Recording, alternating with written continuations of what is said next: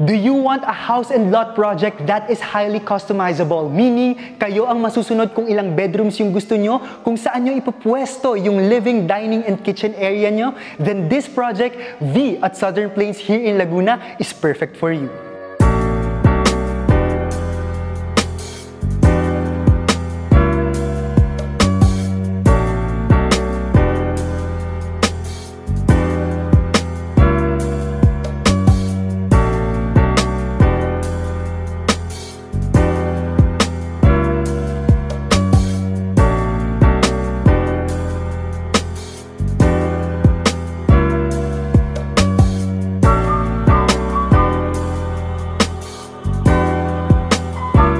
So para ma-familiarize kayo kung nasan talaga si V at Southern Plains, I intentionally started yung magiging route natin papunta sa subdivision or sa project, which is si V at Southern Plains, dito sa South Luzon Expressway. So from Manila, of course, di ba, for example, kung nanggaling kayo sa BGC, Makati, Quezon City Airport, you will enter South Luzon Expressway para makapunta dito sa Laguna. So if bago mag South Luzon Expressway, kung taga QC man, mag Skyway muna kayo. And then sa pinakadulo ng Skyway, connecting SLEX na agad. So para ma-familiarize kayo, uy Jaire, ano ba yung ine-exitan sa V? Kasi sobrang lapit nito sa Silangan exit. So wag kayo malilito guys, no? Kasi usually, ang alam natin or we are most familiar at the exits, for example sa Santa Rosa exit, Mamplasan exit, dahil nandyan yung New Valley area, Greenfield City, and Eton City exit. Pero huwag kayong mag-alala guys, no? Kasi parang langangapit bahay lang talaga tayo when we are here at South Luzon Expressway. Hindi porkit umatras tayo ng konti is sobrang layo na niya. Kasi we're just one tall exits away from each other. So madadaanan natin, no? Actually nadaanan na natin si Mamplasan exit, nadaanan na rin natin si Santa Rosa exit. So ang sunod na madadaanan natin si Eton City exit, no? Si Eton, pwede rin tayong pumasok doon if familiar pa kayo, no, sa mga na-videohan natin kay Solan Residences, Pramana, kay Greenfield City. Yun yung way na pwede nating pasukin, no, papunta sa Greenfield City at kay New Valley proper. Pero if hindi tayo papasok doon, dire-diretso tayo just like what we are doing right now. Malalampasan natin si Eton City exit and then makikita natin si Cabuyao City exit, and then after Cabuyao City exit, yun na yung Silangan exit. We will enter there in order for us to go, no, kay V at Southern Plains. So nandito tayo ngayon, and then as you can see, actually may road widening project sa South Luzon Expressway kasi nga nagiging next big thing na rin talaga tong si Laguna, lalo na itong si Santa Rosa, Binyan, and Calamba, in which continuous yung development from big developers. Dahil nga ang ganda ng location niya, this is technically, no, the province, no, one of the provinces that is very accessible to Metro Manila, and parang nagiging part na siya ng Mega Manila, no? So lagi kong iniisip, bakit pa naging nandito yung development? Well, siguro malaki talagang driver yung economic performance, most specifically ni Laguna, na #1 province siya, no, in terms of correct me if I'm wrong, but the article that I've read, yata si Laguna yung biggest contributor when it comes to GDP, no, ng economic performance ng Pilipinas for the past year. So nakikita nyo sa screen, ito si Eton City exit or Greenfield City exit. Hindi tayo papasok dyan ngayon dahil papunta tayo kay V at Southern Plains. So dire-diretso lang ulit tayo.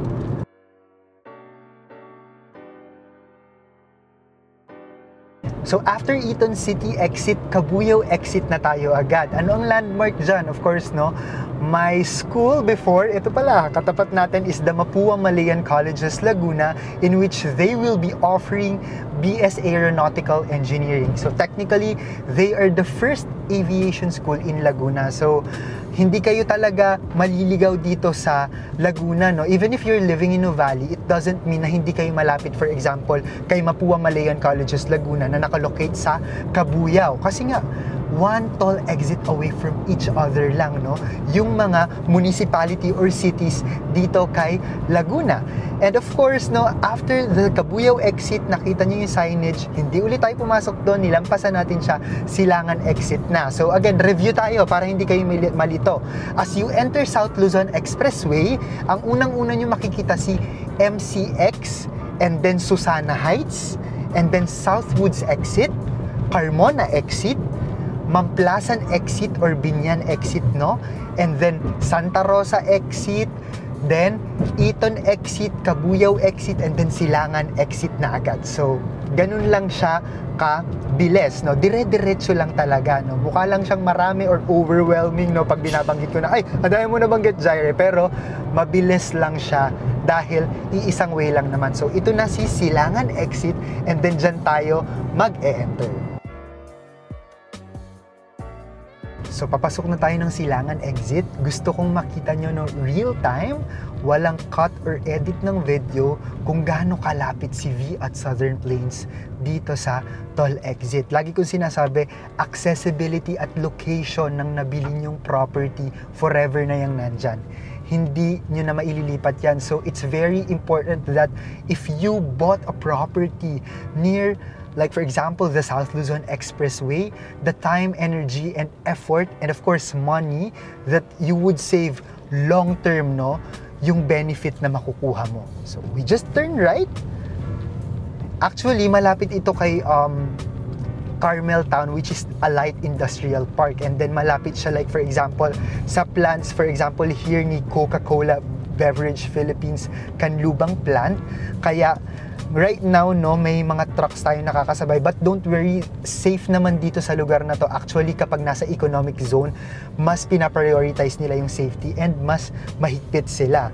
Actually, on the right, ay ang puti na yan, ayan na agad si V at Southern Plains. Seconds away, no? Seconds away, wala pang minutes, wala pa nga yatang 30 seconds. Nandito na tayo kay V at Southern Plains. And yung katapat niyan, bibigyan ko kayo ng tip, guys, it is owned by SM. So, i-commercialize din ni SM itong lugar na to. So, mauuna ulit sa development, you will be enjoying the price as of the moment. So, this is V at Southern Plains here in Laguna. So, nakalampas na tayo sa guardhouse. I just want you to feel the community inside V at Southern Plains. Actually, Southern Plains is an 85 hectare, no, na development.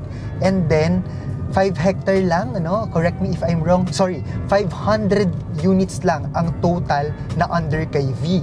So, si V kasi yung nag-o-offer ng house and lot only projects, pero nasa loob siya ng 85 hectare na Southern Plains development.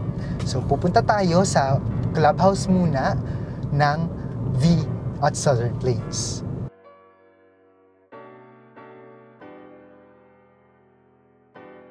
Before we visit yung mga model houses nila, dito muna tayo sa main clubhouse. So I just want you to see kung ano yung itsura, ano yung feel, kung paano ba dine-develop ito ng developer ni V at Southern Plains. So speaking of the developer, punta tayo dito sa bar nila. Ang developer nito is si Victor Consunji Development Corporation. Familiar with the name? Very familiar because Victor Consunji belongs to one of the family of developers here. One of the developments or yung company nila is si DMCI, so sikat na condominium developer sa Pilipinas. So Victor Consunji is focusing on a horizontal development right now. Pag makita nyo mamaya yung mga model houses at yung isang itutour ko kayo, makikita nyo na yung theme talaga is brutalist architecture. So I like the idea. I like how they also designed the amenities, this main clubhouse. So, itong pinasok ko ngayon, this is the kids area dito sa main clubhouse. So, itong kids area na to, this is air-conditioned indoor. So, pwede nyo iwan yung mga kids nyo dito while you are swimming, ginagamit niyo yung pool, or pag nagsawa na mag-swim yung mga kids. And then, labas ulit tayo, punta naman tayo sa other side, in which nando naman yung function area ng main clubhouse. So, I really like this feels. Very modern brutalist yung parang atake nila na talagang nakaka-amp up ng community when it comes to, kaya pala siya nata-target yung mga high-end market because you're getting what you pay for, not just your house itself but the whole community. So let's go here inside the function area. So actually, aside from this one na magiging function area, I think pwede ka mag-receive ng mga visitors mo here if ayaw mo silang ipunta sa house mo. If masyado silang marami, you can also like make this as like a casual business meeting area. So aside from the main clubhouse, which is ito, they are promoting 3 lifestyle zones. So ito yung 3 lifestyle zones na pinopromote nila. So aside from that, ano pa yung mga amenities here na under construction or development? The active zone with the fitness park. So sa active zone with fitness park, they have their own air-conditioned gym, may Olympic-sized pool, and then the basketball court and dance studio. So aside from the pool here at the main clubhouse, from their other parks, meron tayong ibang pool spa. Aside from it, we also have the fun zone with the kids park. So we have the multi-function room for birthday parties and play dates, private cinema, active playground, and kiddie pool with slide. And the last one is the social zone with its own clubhouse also. So with the social zone, so this is the entertainment hub for family, friends, and community. And ang kasama doon is the relaxing pool with lounge, fully air-conditioned art gallery style, poolside open bar, and the clubhouse for up to 100 guests. So imagine the lifestyle, the community that this project is offering to those who will be residing here or who will invest in their house and lot or their lot only. As you can see, kita pa rin naman yung view ni Mount Makiling. Kahit dito, kitang-kita yung view ni Mount Makiling, and I know you are very excited na matour na natin yung isa sa mga model houses nila. Magkano nga ba yan, Jaire? And bakit mo nasabing highly customizable siya? Excited? I'm also very excited. Kaya tara, puntahan na natin siya. So let's take a tour at one of the model houses here in V at Southern Plains. We are standing here at the Ivy Model Villa. So this house is sitting on a 150 square meter lot area. Maximum na pwedeng ilagay na bedrooms dito is 7 bedrooms. But for this model, 4 bedrooms yung makikita natin. Again, this is highly customizable. Yung nakikita nyo ngayon, 3 floors siya. But pag gusto nyo, I just want 1 floor, Jaire, bungalow or 2 floors, pwedeng-pwede siya.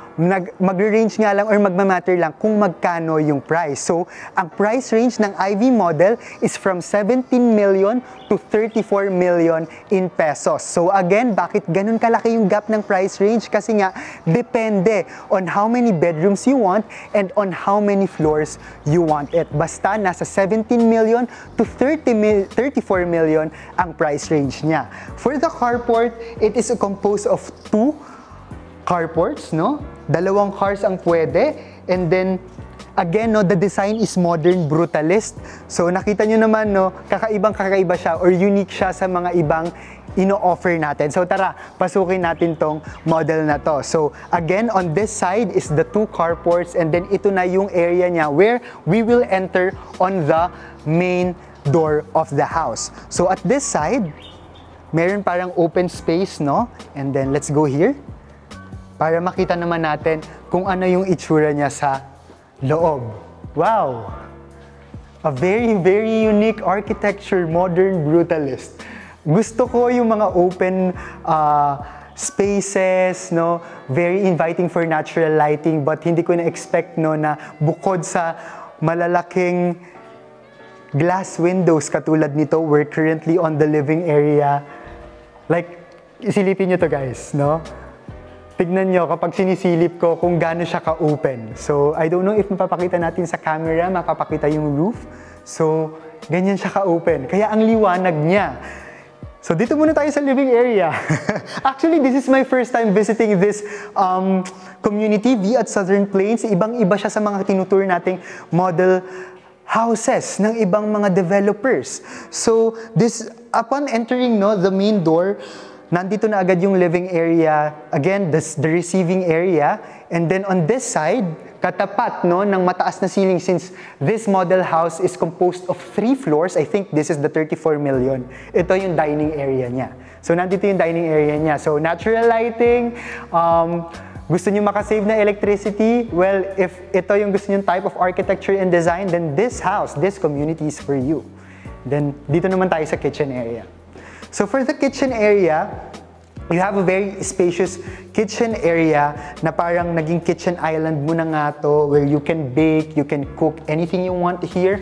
And nandito pa rin yung style niya na ang tataas ng roofing. I don't know if mapapakita ulit natin sa camera. Sige, lapit ka, Gion. Para lang makita nila na kapag ano yung nakikita ko dito sa taas, no, ng bahay. Kasi nga 3 floors to eh. So, meron siyang mga ganito na feature ng house in which yung roof niya hanggang dun sa pinakataas ng 3rd floor. And then, yan, no, parang butas siya kasi nga parang glass yung roofing niya. Kaya hanggang dito, merong natural light. Tignan na naman natin yung powder room here in the 1st floor. So, ang location ng powder room is nandito sa kitchen area, wherein quite spacious pa rin siya for a powder room. Nandito yung toilet, and then on this side, nandito yung vanity area mo with a big mirror. So, I think if you have guests, no, pwede mong i-invite yung mga guest mo dito, no, sa, kunwari, they wanna use it. But kung ako lang, ano ba yung magiging improvement? Ilalapit ko siya sa main door. Yun naman yung na-appreciate ko sa ibang mga model houses na tinur natin na dati hindi ko na-appreciate, uy, ba't katabi ng main entrance yung powder room? Yun pala, maganda para at least kung meron mang, kunwari, maghatid lang sa inyo, dinrop lang kayo sa house nyo, and then they just want to use the toilet, no, or the powder room, hindi na mai-invade yung privacy ng buong area ng bahay sa 1st floor kasi nandun lang sa main entrance yung powder room. But it's okay, it's still a good location, no? So I wanted to appreciate again the 1st floor. Very unique sa akin itong type of architecture na to kasi first time ko lang makakita, kaya habang sinushoot itong video na to, no, if minsan parang napapatitig ako sa mga parts ng houses, that's true. No, that's true kasi first time ko siyang napuntahan, parang ang feels niya is, pag pumasok ka dito, very inviting for natural lighting. It feels like wala kang, para siyang nag-aagaw loob yung indoor and then outdoor area because you have this glass windows na matataas, tapos yung roofing ang tataas, and then very inviting din yung natural lighting kasi nga glass din yung roofing, and then at the same time, may ganito siyang accent or feature ng house na parang nagiging outdoorsy siya because of these plants.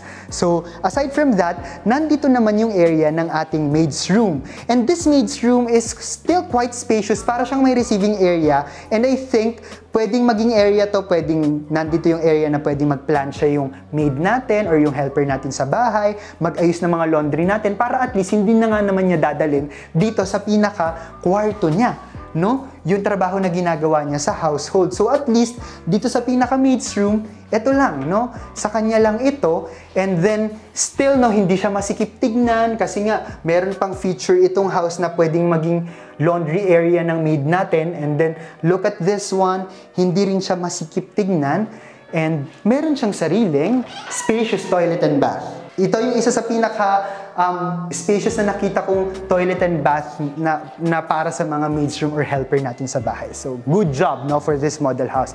Let's go naman sa 2nd floor. So, let's go to the 2nd floor of this house.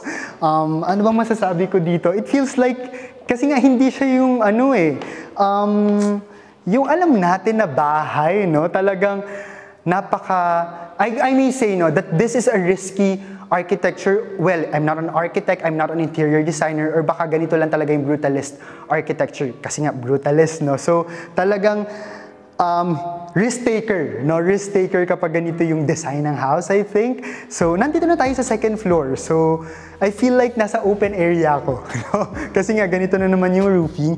And then, we will be having our 1st bedroom. This is quite spacious. Akala ko nung unang pumasok ako, ito na yung yung master's bedroom natin, pero hindi pa pala. So, dito sa 1st bedroom natin, ganito ulit, no? Yung mga glass windows nila connecting dun sa pinakita ko kanina na parang sa pinaka 1st floor, yung hanggang sa 3rd floor, nandun pa yung pinaka glass roofing. Kaya, tagusan siya yung natural lighting. And then, nandito naman yung toilet and bath niya. So, for the toilet and bath, maganda pa rin siya. Pag nag-enter ka ng door ng bathroom, nandito yung vanity area. On your right is the toilet, and then on this side is the shower area. So, let's go on the second bedroom, which is nasa second floor yung master's bedroom ng house na ito. Meron kang balcony. This is a very spacious balcony connecting to the balcony area of the master's bedroom also. So, puntahan natin siya mamaya. So, this is the master's bedroom, which is obviously bigger from the first bedroom that we visited. But the layout, the style of the bedroom, nandito yung bedroom, and then kaharap ng bed is nandito yung closet, and then meron din ganitong feature ulit, no, na vertical na glass window for natural lighting. Same lang sila.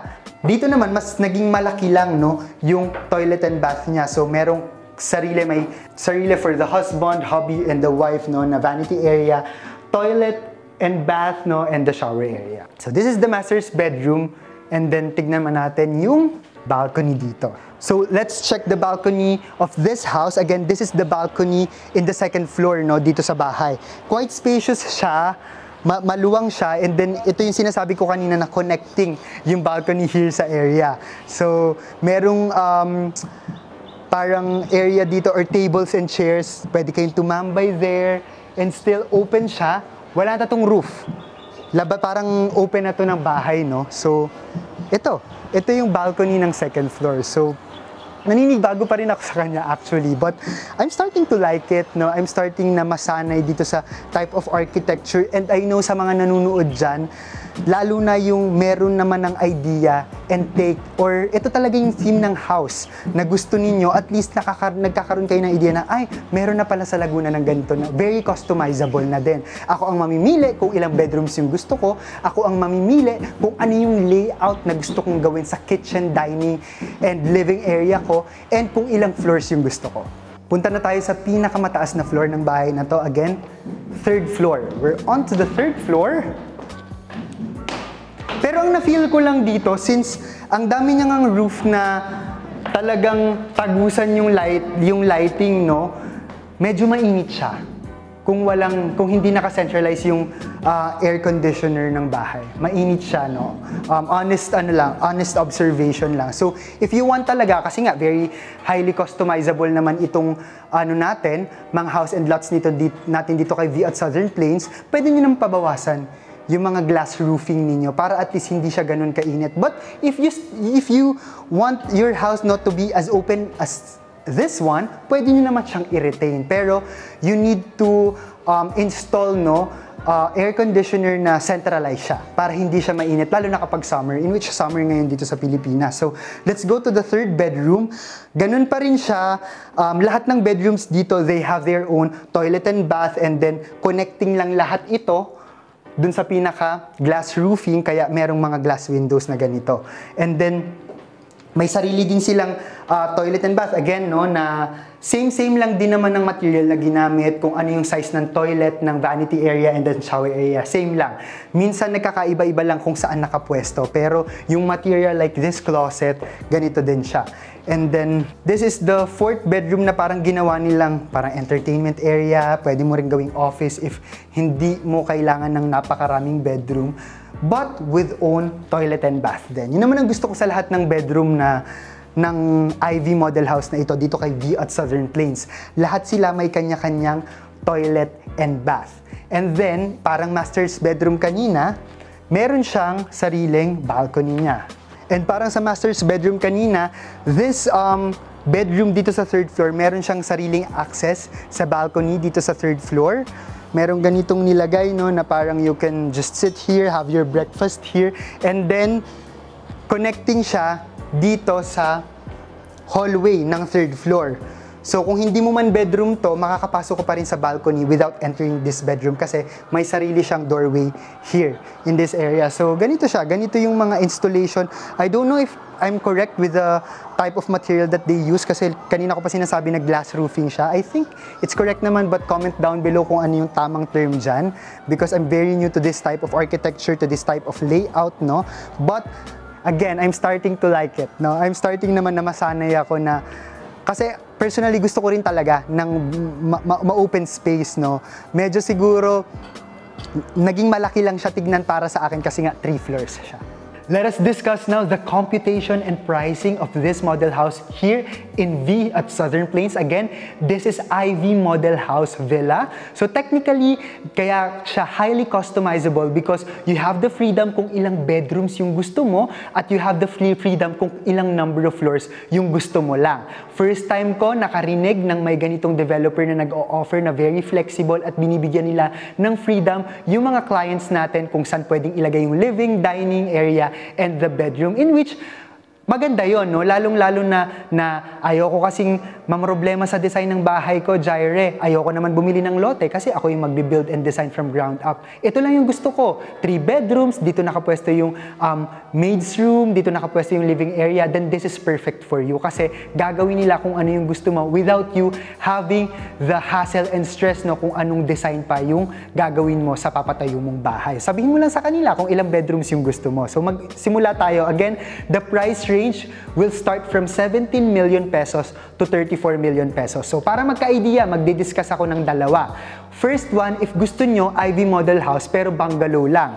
So if bungalow lang yung gusto nyo, 3 bedrooms ang pwede, maximum of 3 toilet and bath also, and the covered floor area would be 107.83 square meters, and the total lot area would be 150 square meters pa din. So technically, inalis lang natin yung second at third floor. Magkano kapag bungalow lang? So the total contract price would be 17,793,424 pesos and 31 centavos. The down payment can be paid for 2 years, 20% of 17.7 million pesos, in which magre-reserve ka ng 100,000 pesos at the first month, and then the following month hanggang sa end of your 24th down payment, your monthly down payment would be 188,595 and 43 centavos. And then, magkakaroon ka ng balance na 14.2 million in which you can loan it through bank. So, maximum of 20 years loan term.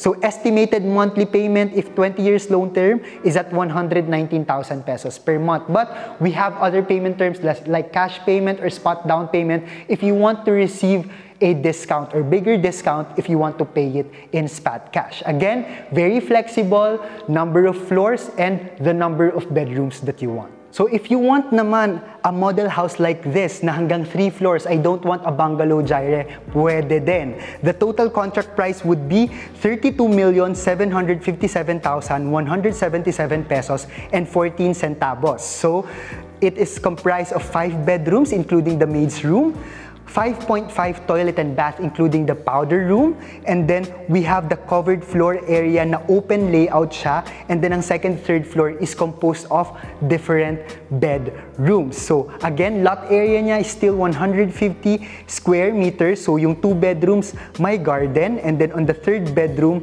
meron tayong deck doon. So ganun siya, highly customizable siya. Kaya yung first floor niya open layout lang para masasabi niyo sa developer na dito ko gusto ipwesto yung kitchen area ko, dito ko gusto ipwesto yung powder room ko, yung maid's room ko, so you have the complete freedom of it. So ganun pa rin, 20% down payment payable for 24 months or 2 years, and then the balance can be loaned through bank. So if you want to inquire about this project, V at Southern Plains here in Laguna, Silangan Exit, please feel free to contact me through my iMessage, Viber, and WhatsApp account. Again, that's +6 3927 185 1590. Please do not forget to follow me on my Facebook account, that's The Property Geek, and you can directly message me on my personal Facebook account, that's Jaire Valerio Mamaklay.